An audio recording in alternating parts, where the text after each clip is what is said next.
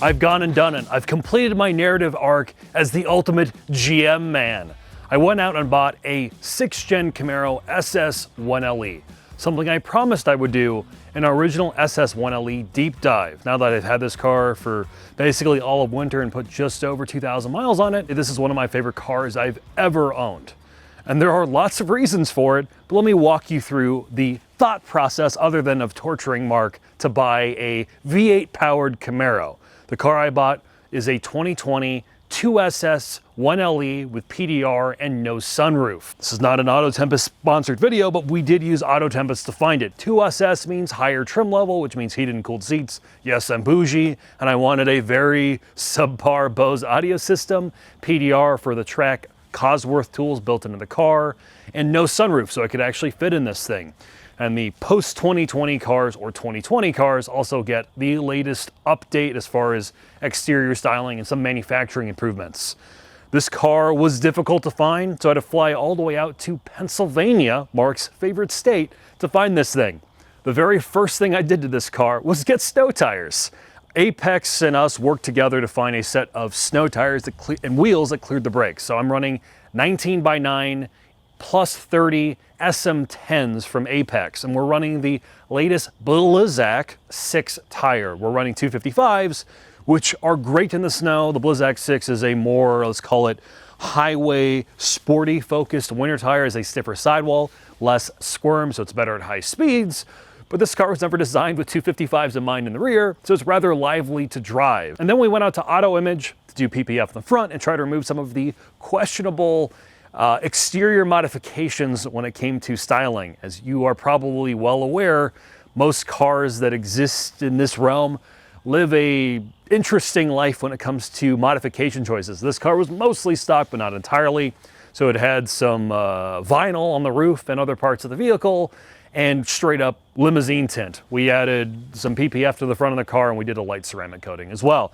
Then it went to URW Automotive, where the lowering springs were removed. Yes, this car was slammed, and they had to add spacers to the front with extended lugs to get these snow tires and wheels to fit. So with all that said, let's go take this for a quick drive with Mark, where he and I are going to experience V8 on some of our favorite Illinois roads.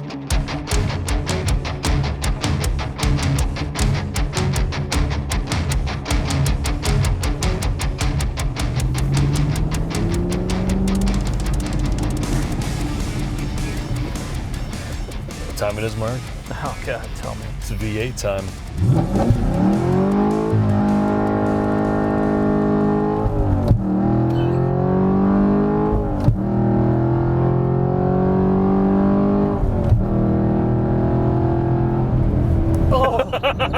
Oh man, you just lost 3 seasons of those Blizzaks in one. Oh man. That thing has, the suspension has some float. We're in tour mode. I felt like we were more stable in the Odyssey going over that hill. Mark, I'm in tour mode. I'm touring around the country, Mark. Is that why you're in, are you in cylinder deactivation mode so you can't even use the V8? No, see, Mark, the manuals, they don't have any of that. They knew that only gentlemen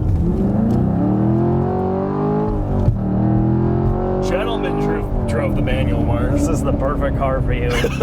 I can't imagine a more jack car, a transmission you can just grenade shift. A car that is obnoxiously loud. Well, to be fair, it's not obnoxiously loud. This has got what Borla what? Borla ATAC, the loudest Borla. So the reason I want to do an SS1LE series, other than the fact that I love this car and I think it's amazing, is that you can get one of these cars for less than a Civic Type R. You can get a manual rear drive, mid 400-ish horsepower car with the same amount of torque, real brakes, big tires, and a lot of performance for a somewhat affordable price point and a great gearbox. Maybe not Type R great, but no, it's pretty great. It's pretty great, I'll give you that. You have excellent dynamics for a strut front, multi-link rear car. I mean, and you're on snow tires. I am. Which only narrower snow tires. As far as driving this through the snow, the BRZ FRS used to be the top snow car for me for behaving in wintertime driving. I think this has it, Mark. I think this definitely has it for me in winter driving dynamics. It's super easy to drive. Oh, let me rephrase this. This may not be the safest winter vehicle you could possibly pick, but it's easy to drive in the snow, man. I can only imagine. I can imagine you. Oh. You might as well, seriously, with the way you drive, you might as well just under-tire this, because I know you're going to have like 305s on here. It's going to completely eliminate the whole point of you driving this. You see, because I'm going to add more grip, and then I have to add more power to balance it out. I see. You see, it's the gentleman's approach. I'm going to balance everything out. The gentleman's math that you're trying to apply to this? Yeah, it's like hot girl math, basically. As a car, though, I know you've not spent a lot of time in this thing yet, and I'm happy that because this car is at a more affordable price point, I'm probably going to be driving this a lot harder than I did the Z06. Do some track days with you. I think you and I will come to love my GM mobile. Well, I was just telling Jack here a little bit ago that this is on this year's list of one of the vehicles that holds its value the best. Yep. I mean, with the way the car industry is going and everything is so unpredictable right now, I feel like we don't know what's going to happen here, but we do know everything's too damn expensive. Yes. And it's probably going to get more expensive, so we're going to start going to the used market more to get experiences. And this is an experience car, honestly. Oh, 100%. You're grabbing it like I'm going to do something.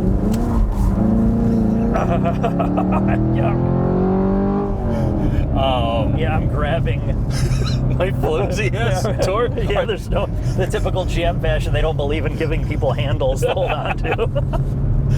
All right, there are some cons if you're going to buy this as your only car. Say you got one of these things. I paid more just because it's a 2SS and I wanted a newer car. And I will be honest, if you're looking for a 2SS sunroof car with a manual, with PDR, like specific options and specific colors, these things are a pain in the ass to find. Okay. But if you're willing to buy an older, so you like a 17 through 19 model, you don't want the bougie interior package. In fact, I think 17s are only 1SS cars.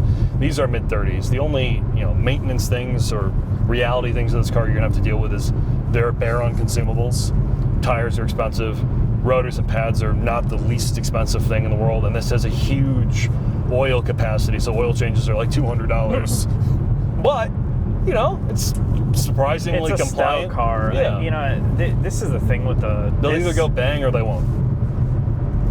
Generally, these things take a serious beating out of the box. To be fair to this car and a lot of the upper end Camaros, like, you don't have to do a lot to them. They're insane out of the box, and the performance for the dollar amount that you're getting here, there's not too much that touches this. The same price as your Type R is what I paid. And I mean, this thing would mop that car up, like, with little or no effort.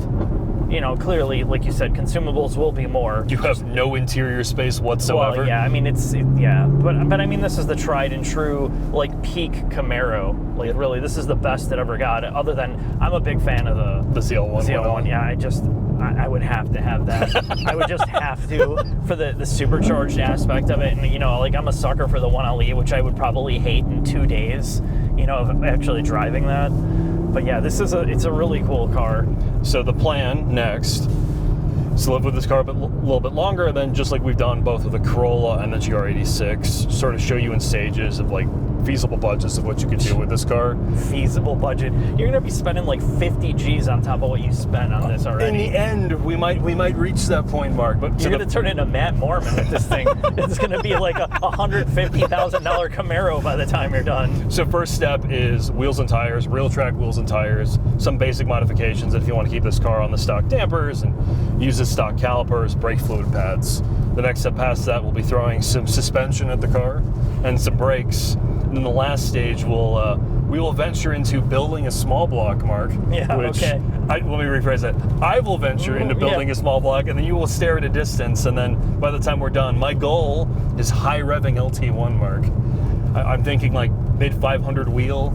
It seems like a good number. I think that seems like a gentleman's number. You're taking a car that is almost like perfectly balanced for what it is, and you're just going to make it absolutely out of control fast and probably undrivable. We'll see. Well, that's my I'm seeing my crystal ball. All right, Mark. So with that, let's end this video, and you and I have some other car things coming out in the near distant future, sir. I like how I have this and the E30 for you to experience this year. Yeah, well, you're gonna have a Honda Odyssey that I will be bringing in from me, and an iX. That's true. The two compared to this, compared to those, and your choices, it's making me look like I'm 6 feet under the ground already.